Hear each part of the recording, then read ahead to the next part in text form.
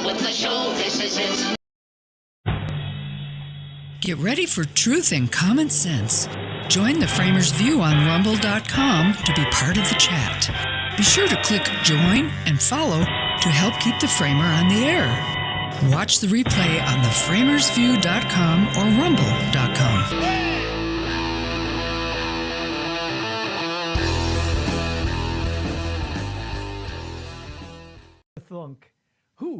Who would have thunk we could make it this far? 14 days until that glorious moment when Donald Trump puts his hand on the Bible and says, yeah, baby, drill, baby, drill. That's what's coming next. So once again, Happy New Year. What'll happen in the next 259 days? Who knows? But we got a good start. We got a really good start. I hope you had an awesome year for 24, even though we know what was going on. We're going to have a much better 2025. That's the way I look at it. If you disagree with me, that's okay. I'll try to prove you wrong.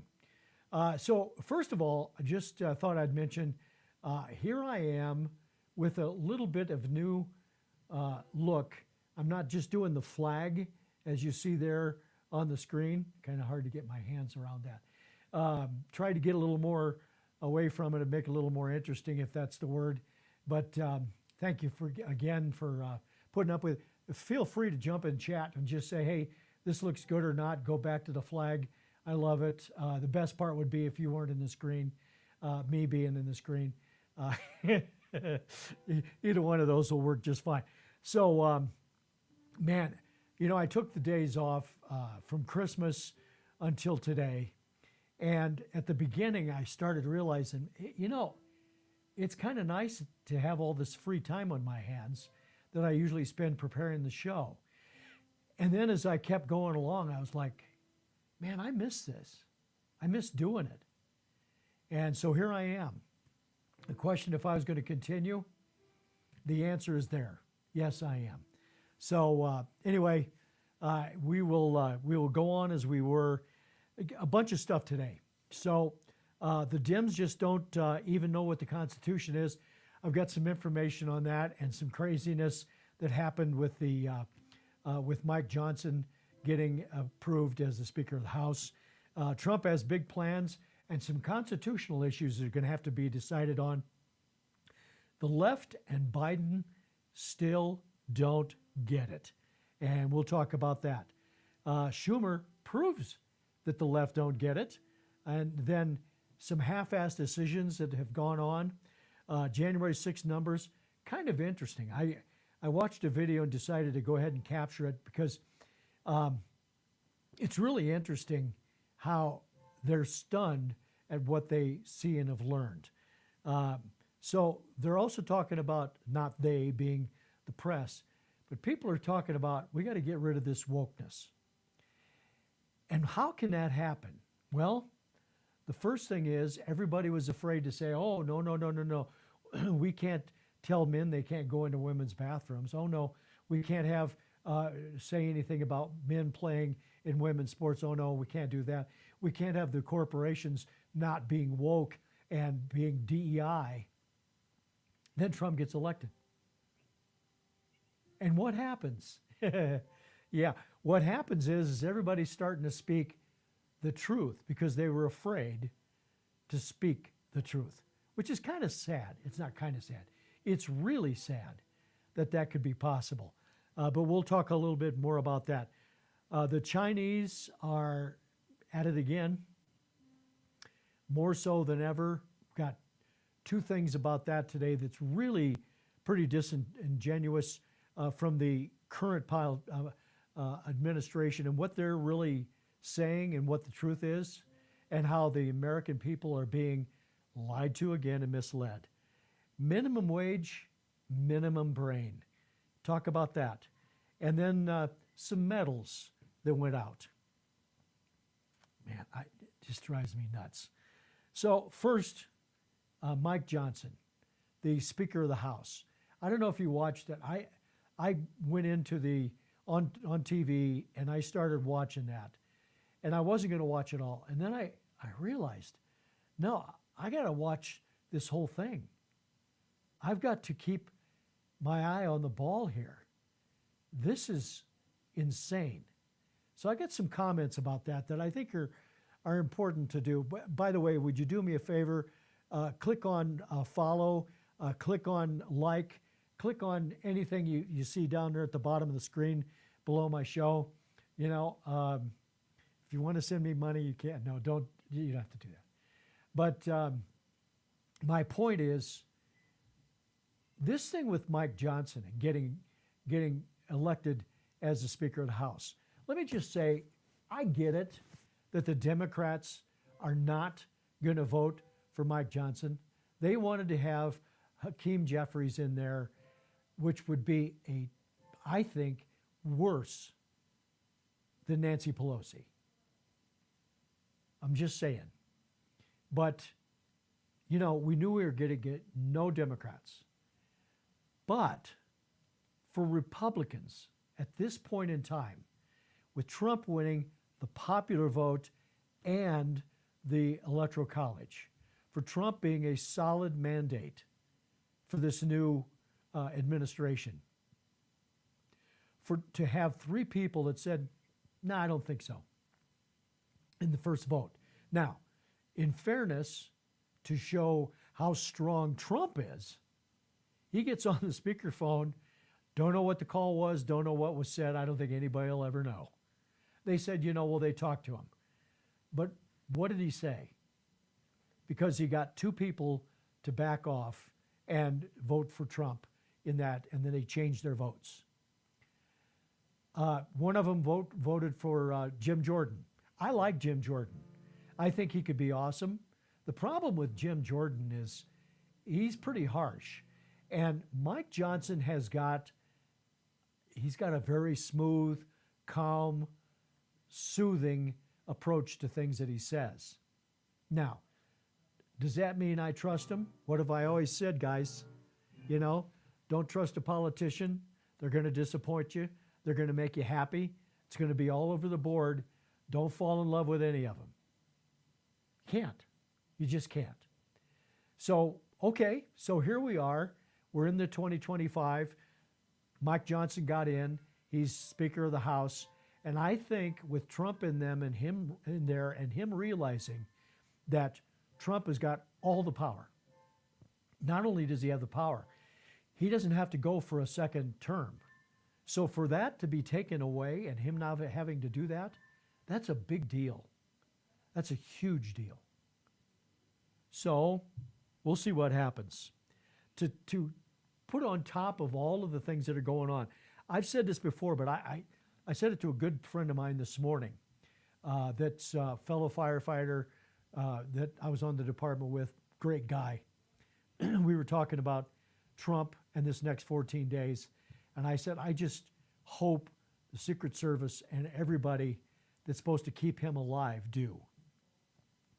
Because the lunatics are out there. And the thing that worries me is my second note on the before I start the regular show, right here in my hot little hands.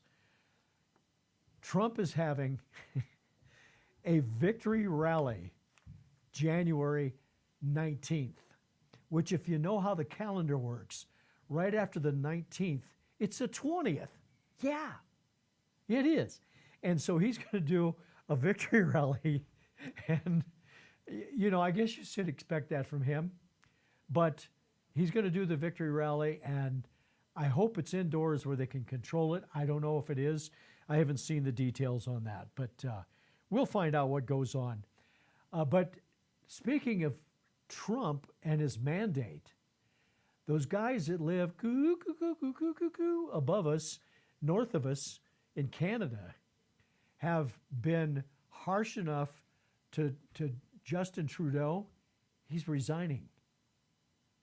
He's going to resign as soon as they vote in the new person. He was going to hang on and run the election, go through the election and try to win, but all of the prime ministers are saying, no, I don't think so. You're out of here. For each one of the what do they call those up there? I don't even remember.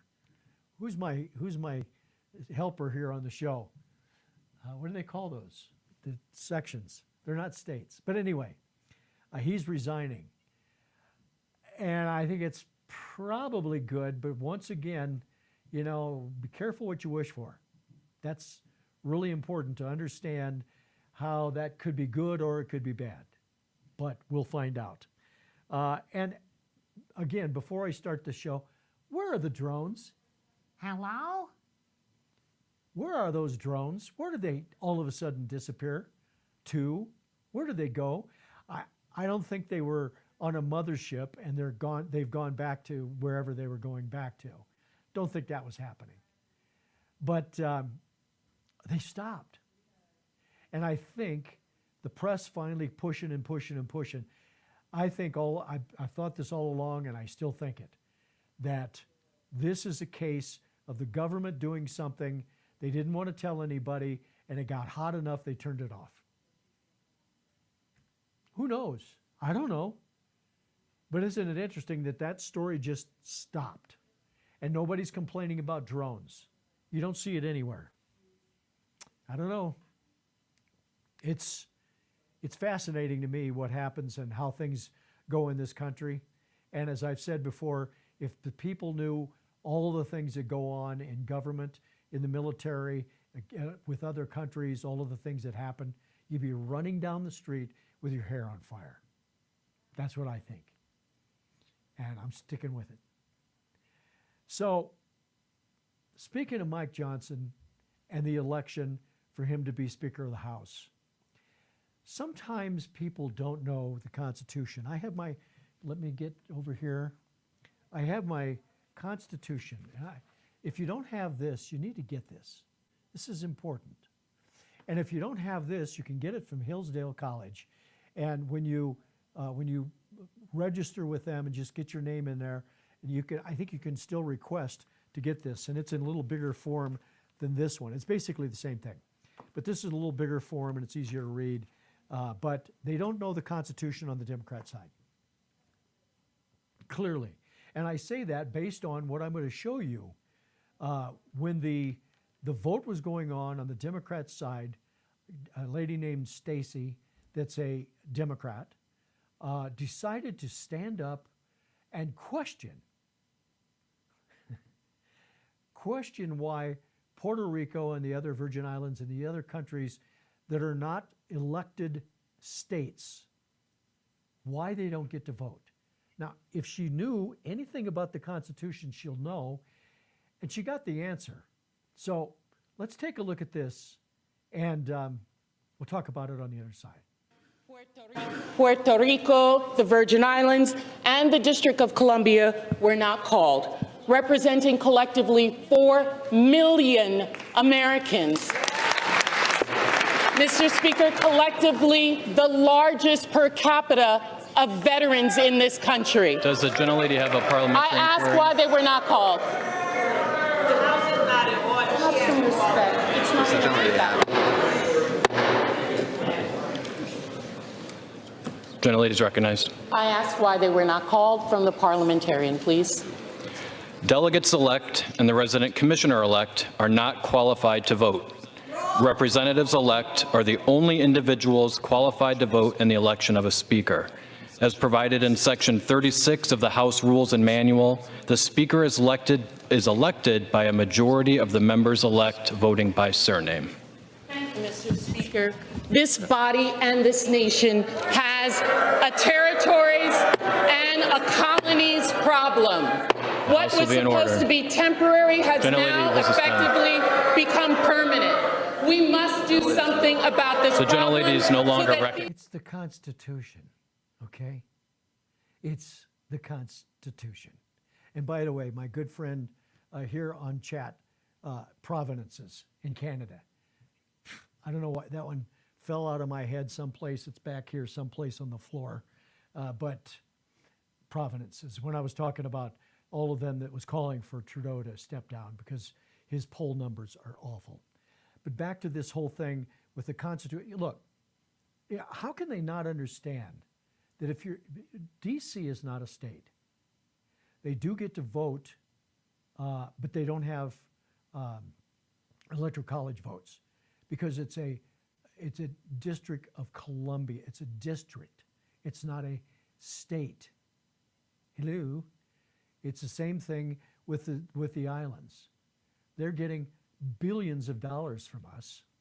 We take care of them. I think right now one of the things that bothers me about Puerto Rico, they're in a mess. Trump said it and everybody got upset, or he said it and then the comedian said it, and all of these things about Puerto Rico. Puerto Rico is a very poor island. It's got a lot of problems, and their power grid is a real problem. And for all the money we give them, I think there's probably graft and corruption down there that's beyond belief. But somebody needs to help them with an electric system, their power grid. Maybe, I don't know, maybe Musk goes down there with a bunch of solar panels and puts them up and gets the power by solar. I don't know. But they're in a terrible spot. New Year's Eve, they didn't have power until, interestingly, just before the celebration was going on and it was going to be on TV, there were people with electricity. How does that happen? I don't know. So anyway, this speaker insisted on getting into this whole thing about them being able to vote. And I want to remind you something. If Puerto Rico and Virgin Islands and Washington, D.C. were accepted and had electoral college votes, a Republican would never win. Ever. If they had those votes as far as the number of people, they probably would, as she said, there's 4 million people there. Trump won by 2.5 million. And I don't think you could depend on having any of those people that are not allowed to vote at this time in these things. We would never be able to beat them.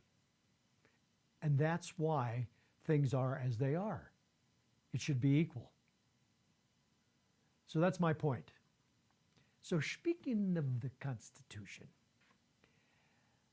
Trump's going to be doing some stuff that's going to be, I would call it, questionable constitutional clearances. Kind of like clearance to land a plane. This is an interesting time.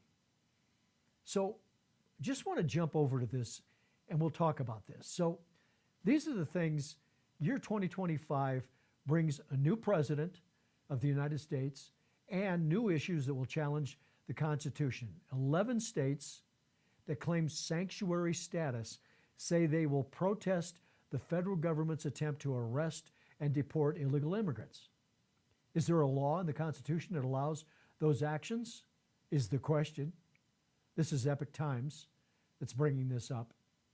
And this is a good question, because the Constitution never thought there would be sanctuary cities and sanctuary states.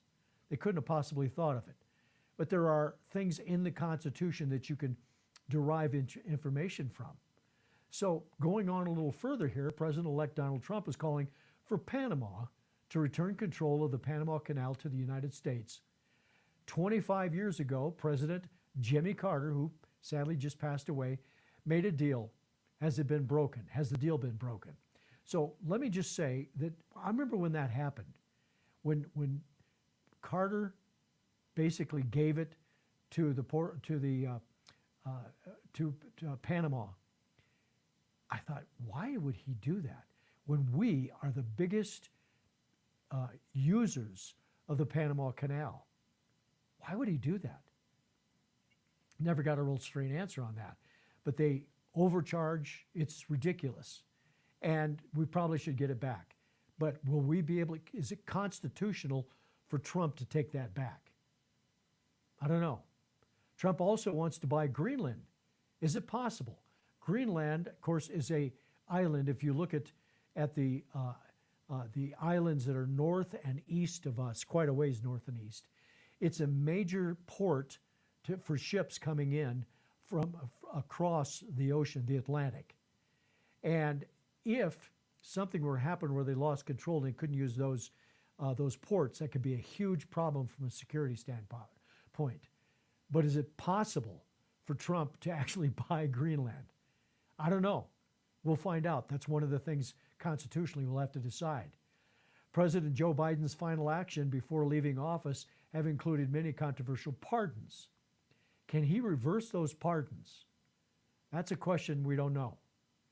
It'll be interesting to see if that's possible. And finally, some government officials say they won't cooperate with mass deportation efforts. Can they be prosecuted? Those are things that are going to probably have to be decided. When you get right down to it, they're going to have to be decided in the Supreme Court. That's really where it has to go, because it's not as easy as saying, we're going to change these rules. We're going to change all of these things. It just doesn't work that way. There's constitutional issues. There's House and Senate fights that can occur, maybe turning to fist fights before it's over. But all of those things have to be taken into consideration. So what will happen? Where will we go with this? I don't know. It's going to be interesting to see where everything goes, where it stops. 2025 is going to be an interesting year.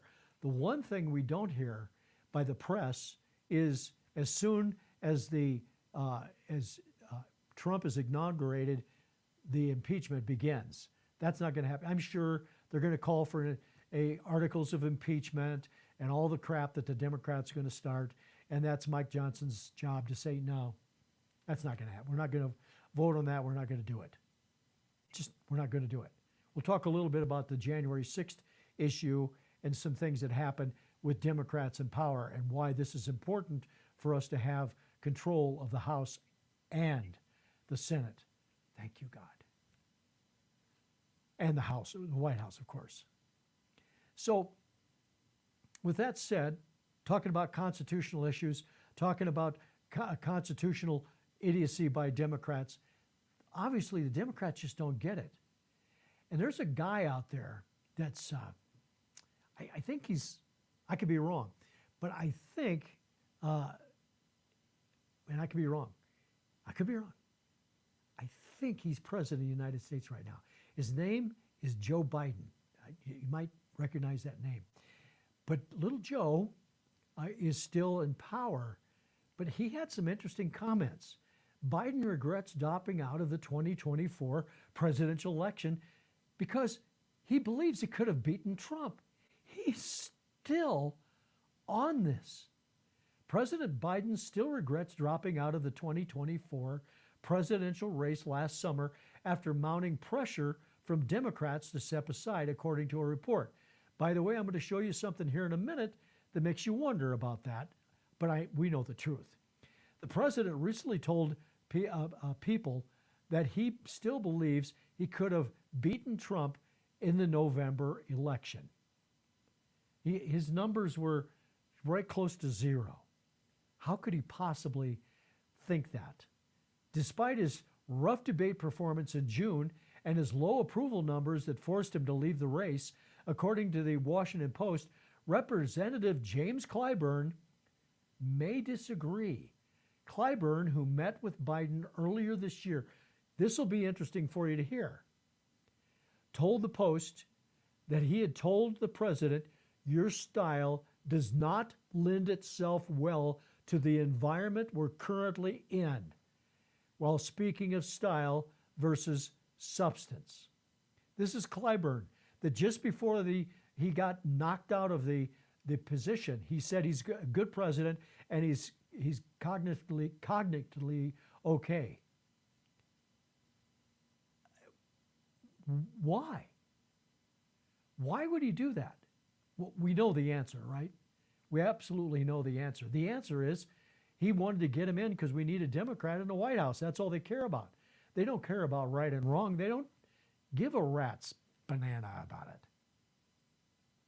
But that's what happens when you have, look, both parties do this. Both parties will just push as far as they can for what they need to keep their job. I know that. You know that. And you could say, well, the Republicans, let's take a look at the vote for the Speaker of the House. People didn't agree and they wanted different people in Speaker. And I say they should have stuck with it because of Trump, and he's got a mandate. But they do have a right to disagree. But there's a point where you kind of go, you know, this isn't going to knock you out of your position. Even if you're in a purple state, in a purple area where you're a senator or a congressman, Trump's got a mandate. They can speak what they want to speak. They can disagree. But the vote was important, very important. So I mentioned when we talked about Biden believed he could win. He was on, Chuck Schumer was on a show on NBC with Kristen Welker.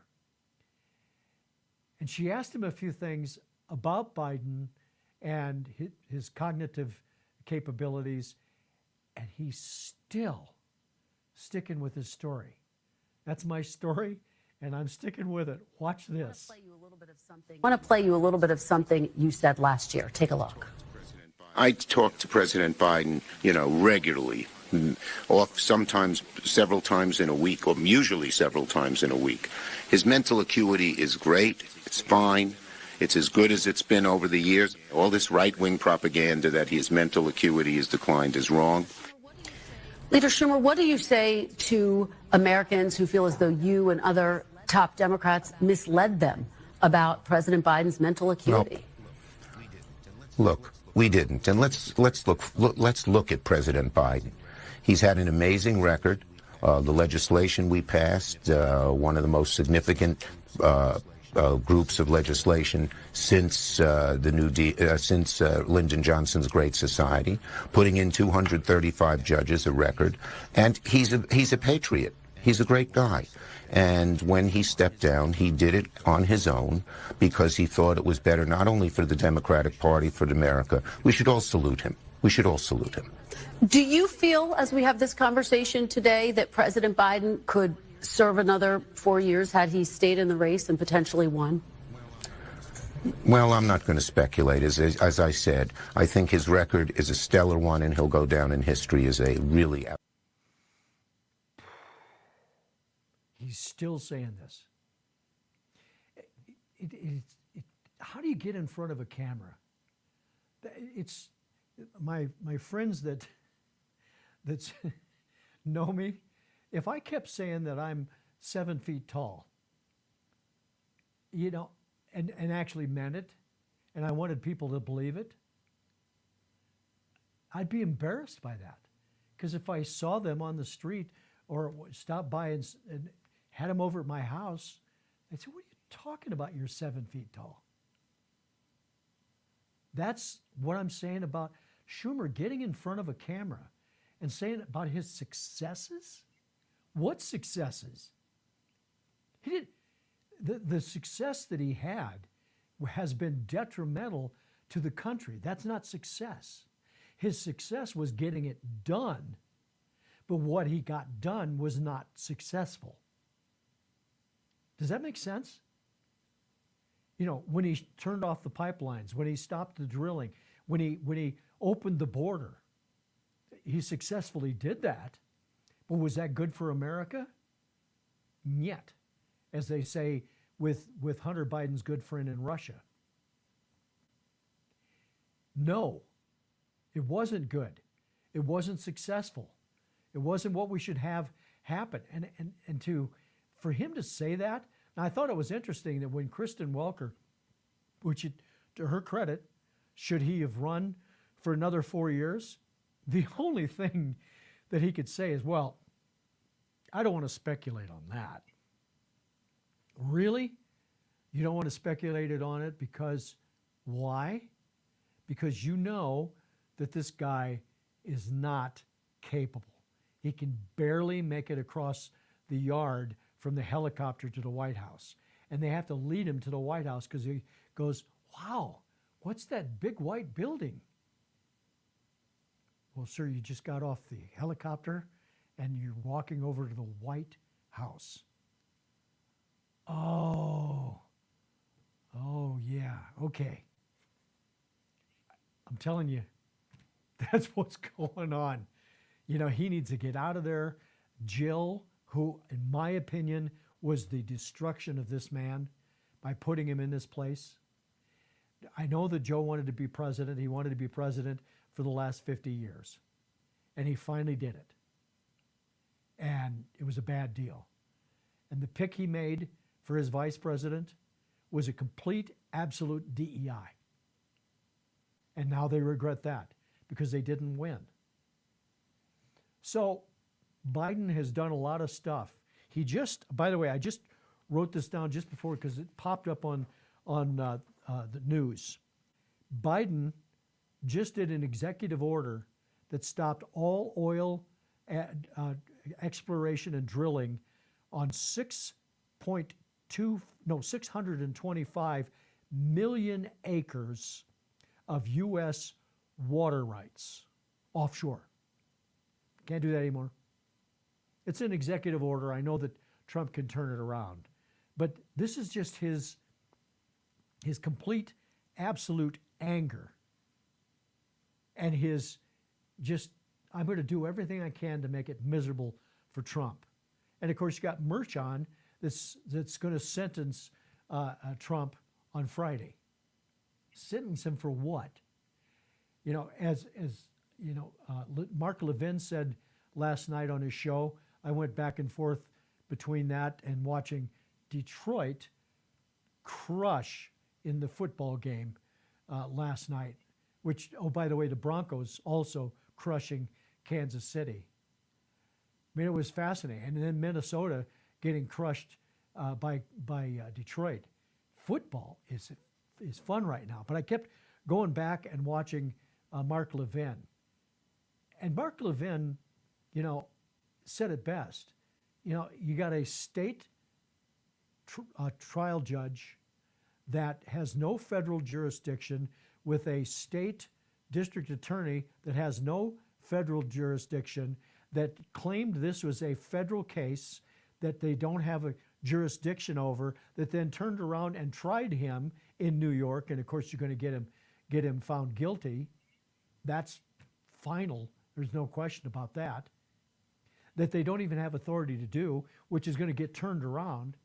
But now they can say he's convicted as soon as he gets sentenced. Trump has requested to pause that while he appeals.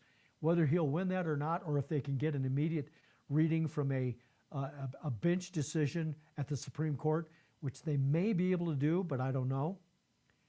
You know, I'm not a lawyer, but I did play one. No, I didn't even play one on TV. But my point is, they may be able to do that.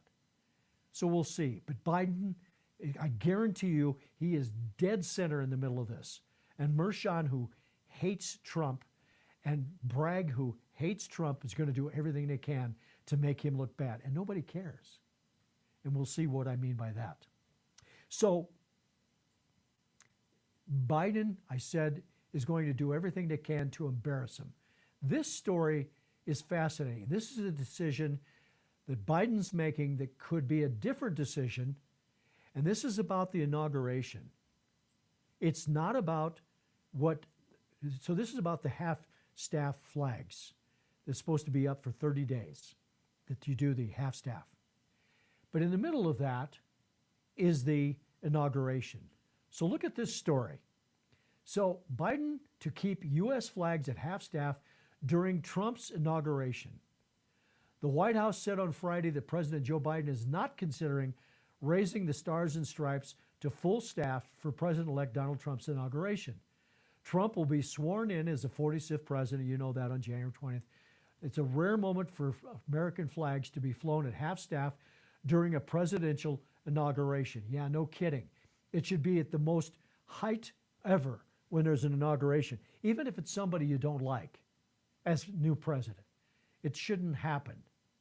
So the Friday's press briefing, the press secretary Karine Jean-Pierre was asked whether Biden might reconsider reversing or reevaluating the decision to keep flags at half-staff. She replied, no, without elaboration. Trump said the Democrats are all giddy, boy is that ever true, about our magnificent American flag potentially being at half-mast during the inauguration. They think it's so great and are so happy about it because In actuality, they don't love our country and they think about themselves only. I've said that all along, haven't I? There have been instances of flag accommodations for significant events while the nation mourns a passing president. President Nixon temporarily raised the flag to full staff on February of '73 to honor the return of prisoners from Vietnam, even though they were initially lowered for the death of his predecessor, Lyndon B. Johnson, on January 22nd, shortly after Nixon's second inauguration. So it's been done before. This isn't something that's new. This isn't something that's above and beyond what is normal. This is none of that. But Joe Biden and his hate is what's making the difference. Do you see what I mean? I mean, this really is off the charts. The most important time in America is when there's a peaceful transformation from one president to the next. And when that happens, when that occurs, it is the most important time. That's what America is about. It's absolutely, that transition is what makes America what it is. There's not fighting, there's not, people being imprisoned, although they tried. It's the transition. It should be full staff. Hands down. Why they don't do that, I don't understand, except for hate. And you know what I say about hate? Come on, help me out. Hate kills. Hate destroys. And that's what this administration has got for Donald Trump and America.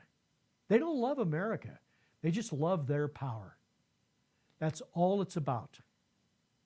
I don't know.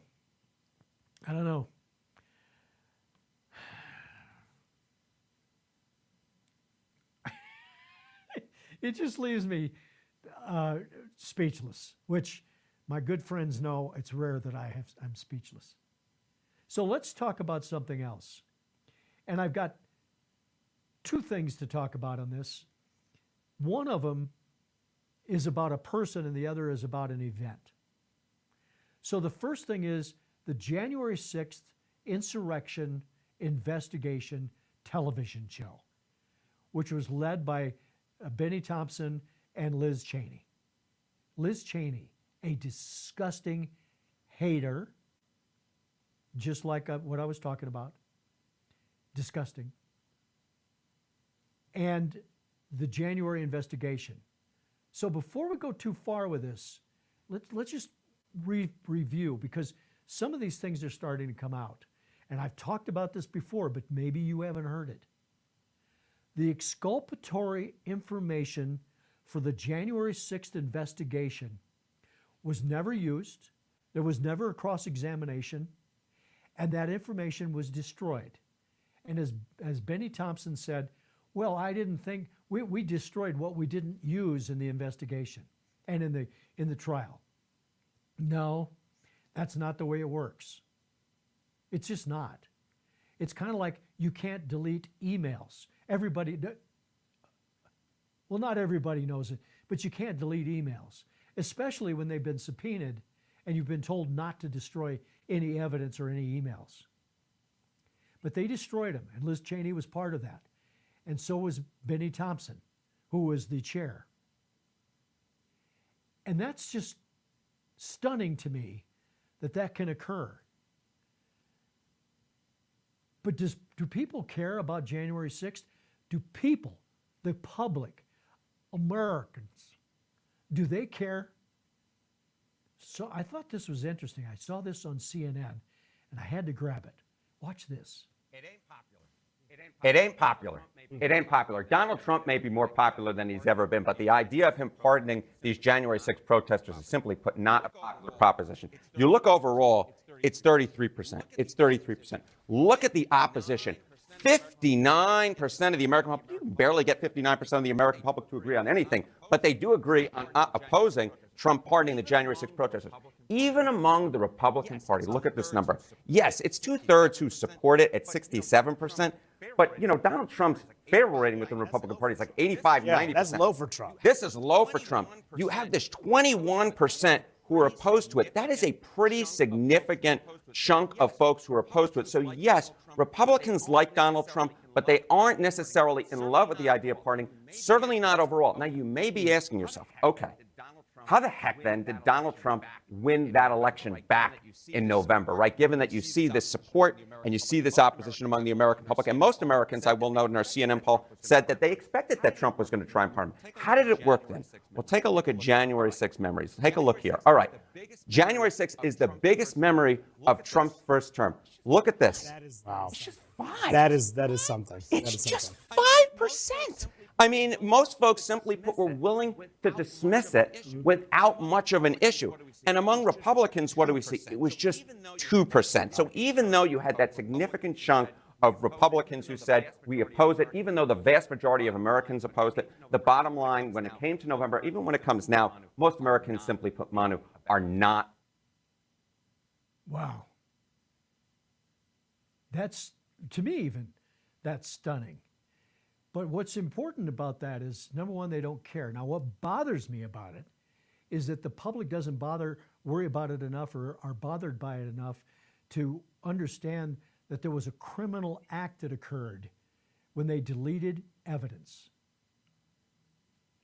Anybody that deletes evidence, I don't care who, where, or what, when you do that, when you destroy evidence, you've got a problem on your hands. And I could go on and on and on about that. I'm not going to do it, but it is a clear and present danger. It's clear that they deleted it because they had evidence from people that were testifying that was completely a different story than what they put out there.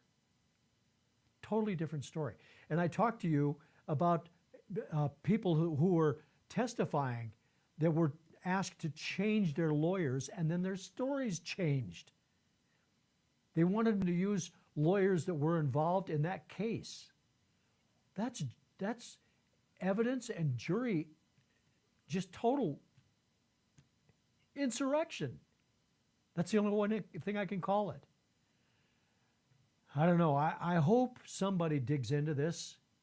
You know, Liz Cheney got an award from Joe Biden. What Democrat would ever get a medal, except for maybe military? I'm sorry, I said Democrat. I said Liz Cheney, and I immediately said Democrat because she basically is. But what Republican would ever get a medal unless you're military? And there were some military people that did get medals of honor. But Liz Cheney, I want to vomit. Brett Favre had his opinion on that. He's a supporter of Trump, but he can't stand it. Just can't stand it. I'm going to talk about somebody else that got it too. So let's move over to the other political PC, got to do the right thing piece of the puzzle. And that's the wokeness. That's the wokeness. Did you notice that during Christmas, they actually said Merry Christmas on commercials? They actually had Merry Christmas in stores up above on their ceilings and walls and things like that. Because Trump's going into office and it's safe for them to do it. That's my opinion. And it was hurting their business. Target's a good example. They had all this underwear that had, you know, girls clothing with boy accessories. What the hell? They're changing it, and it hurt their business. So watch this. This is a backlash and the changes that are occurring. Let's remember Biden comes into office on the heels of the George Floyd killing in Minneapolis in 2020. And I think this was inevitable. The pendulum simply swung too far in that direction. You saw corporate America getting on board with these DEI initiatives that they're now rolling back. But I think the country largely wants to get past race, Paul. I mean, the general public. And I think you have the progressive left, however, that does not want to get past this because they think it's useful to them politically. The activists think it's useful to them in terms of raising money. And so they want to keep race front and center. But I think there's a sort of, it's become tiresome to the public. And you mentioned the Supreme Court ruling on affirmative action. The public sort of shrugged at that. Most of the public supported it. And we'd had polling showing that they wanted to get rid of racial preferences going back decades. So again, you have this divergence between elite opinion and caring about a lot of these diversity issues and the general public who just wants to... Wow. Yep, just want to move on. I think Walmart is a really good example. They went down the woke category. There's evidence of people that were hired that are now gone because they couldn't do the job. They got hired because of their race, got hired because of whatever. And, you know, just hire the person that is most qualified. And I'll give you an example. And we go to a certain Walmart for some things that can't get anywhere else. And, you know, there's a guy there that his name's Corky, just a great guy. He was a security guy, I think it was security or maybe police, got shot, ended up in a wheelchair. And, you know, I was talking about the DEI and it has to stop, and people, you know, if they're not qualified for the job, if they can't do the job best, they shouldn't get it. And they brought up Corky because they know I'm a friend of his. And, you know, this guy, we're talking about a motored wheelchair because he can't do much at all because of what happened when he got shot and it went through his spine. Not through his spine, but affected his spine. And they said, well, you wouldn't let Corky be in there if it wasn't DEI. I said, he's not a DEI hire. He greets people at the door. He checks their little receipts when they're walking out. That's all he does. He's qualified for that. And he does a hell of a job. He's a great guy. And I don't know why they just have to just push up the dirt to cover things up. That isn't DEI. DEI is making somebody a manager that can't manage to come to work on time. DEI is putting somebody in a position that's above their abilities, getting promoted to a level of incompetency. I've talked about that many times. We do that. I remember years ago, I said to the general manager at the time in a store that I was working at, and they were promoting a guy to sales manager who was an amazing salesman, absolutely amazing. But I knew he couldn't possibly be a sales manager. He's not that kind of guy. He's not a leader. And he got the job, and in fairness to him, he was in it for a very short period of time and said, this isn't for me. But they were promoting him to a level of incompetency.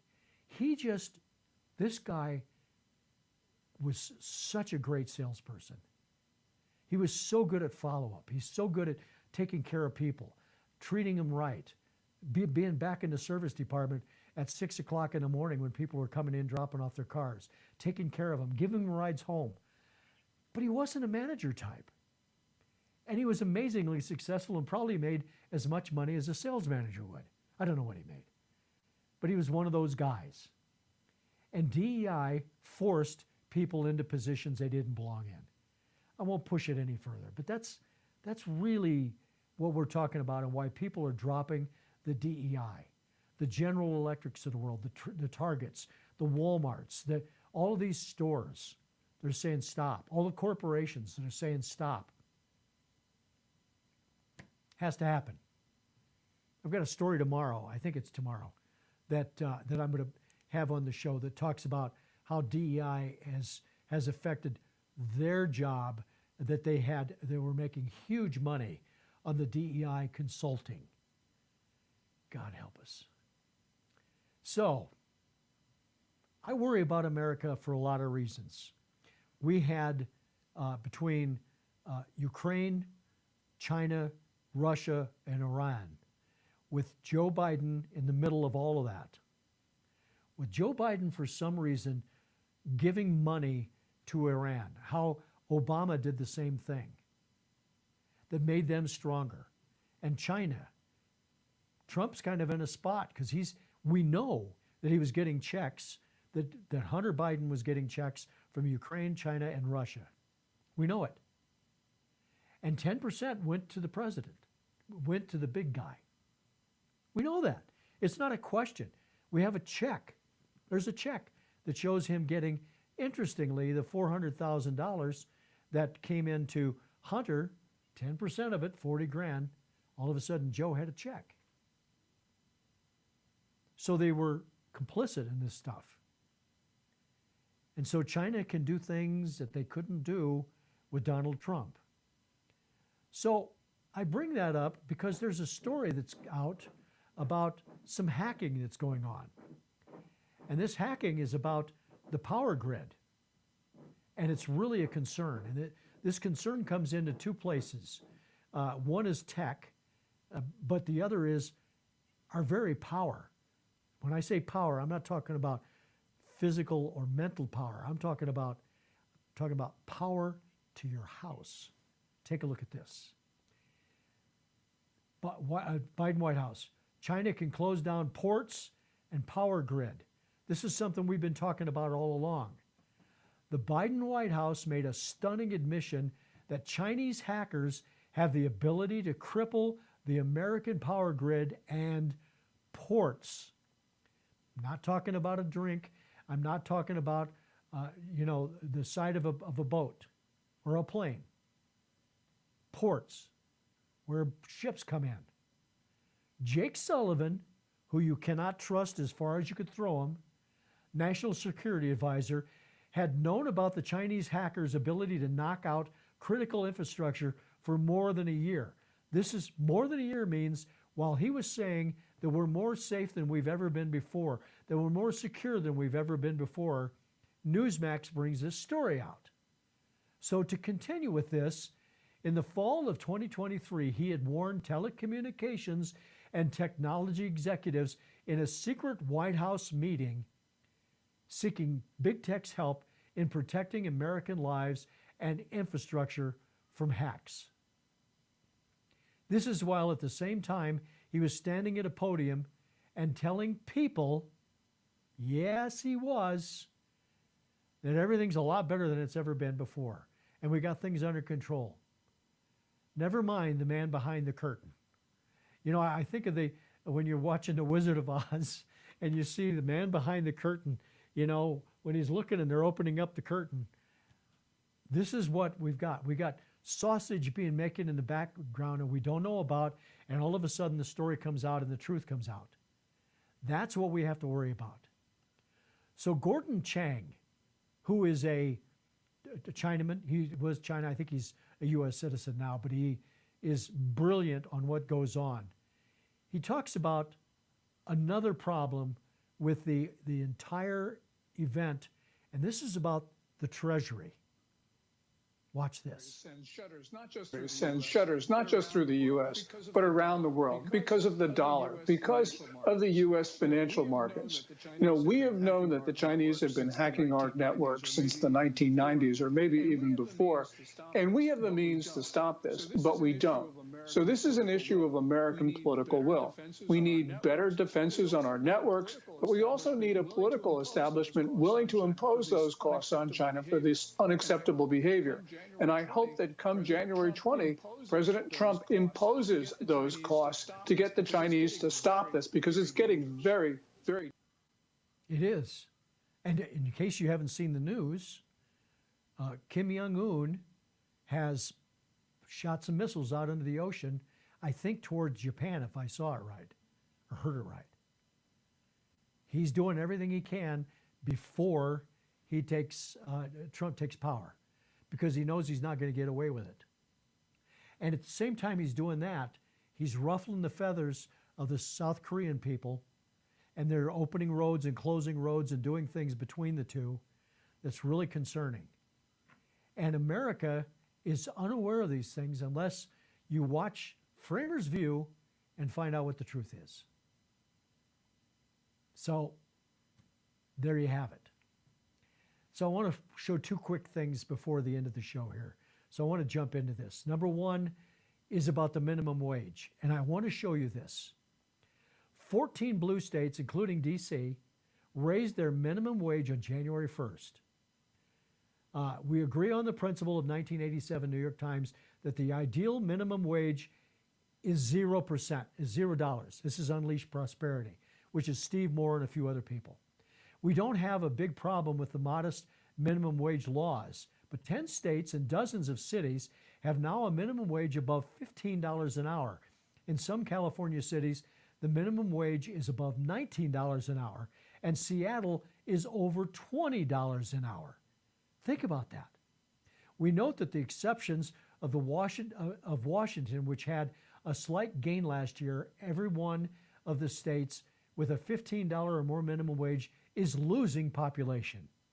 We also note that most states with a super minimum wage rank near the bottom of job creation. Now, the reason it's the bottom of job creation is real simple. It's very simple. The reason that that's occurred and is a problem is that the people that have those minimum wages that own businesses can't afford to hire people anymore. Again, it's not rocket science. Can't do it because they can't afford to. They can't keep raising the prices of things and have people still come in and buy. And the biggest ones are the department stores and especially the restaurants. You know, with what you spend, I told Marie, we were watching the game last night, and Applebee's had a commercial, $9.99 for a hamburger and unlimited fries and a Coke, and $10 looks like a hell of a deal today. For $20 for two people? Are you kidding? You go to a lot of restaurants, you can't get a hamburger for $20. And that's causing people to say, you know what? I can't afford to go out and eat anymore. And that's been caused by what Biden has done. Did Trump spend a lot of money and the Republican people before Biden got in? Yeah, they spent too much money, but it wasn't like we've seen since Biden came into office. And they're doing nothing about it. And inflation isn't down.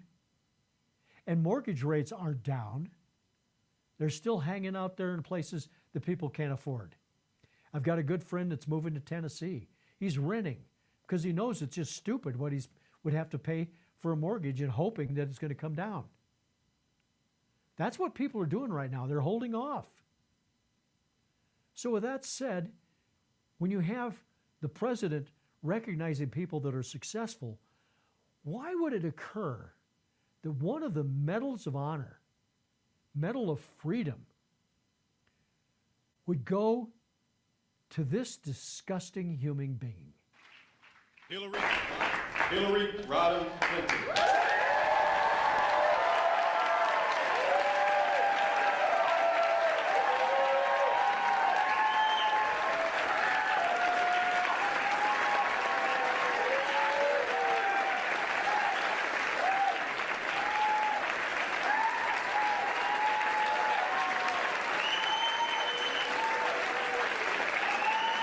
Presidential Medal of Freedom is awarded to Hillary Rodham Clinton. Hillary Rodham Clinton is guided by the Methodist Creed, do all the good you can, in all the ways you can. As a lawyer, she defended the rights of children. As First Lady, she fought for universal health care and declared women's rights are human rights. As Senator, she helped New York rebuild after September 11, 2001. As Secretary of State, she championed democracy worldwide, and her nomination for president broke barriers and inspired generations. Through it all, her career has been dedicated to an eternal truth. America's ideals are sacred, and we must always defend and live by them.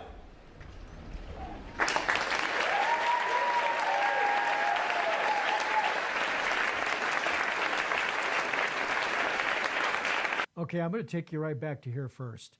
The body language on this is unbelievable, first of all. These two people do not like each other. That's number one. Number two, I think even she is uncomfortable standing there. And she's obnoxious. But what the stuff that they just accomplished or told her. How about Abigate? How about these ambassadors that were killed? How about the emails that she destroyed and covered up evidence? Get Joe Biden the hell out of here. Let's bring it back to common sense. That's all I got to say, man. I appreciate you being here, the first show of 2025. I will be here tomorrow because I can be, 1 o'clock Eastern time. I hope that you have an awesome day. If you're in the snow, which there's a lot of people that are in the snow, stay warm, stay safe, don't have a heart attack. I will see you tomorrow, and until then, carry on. Thanks for your support. Join the Framers View Monday through Friday at 1 p.m. Eastern.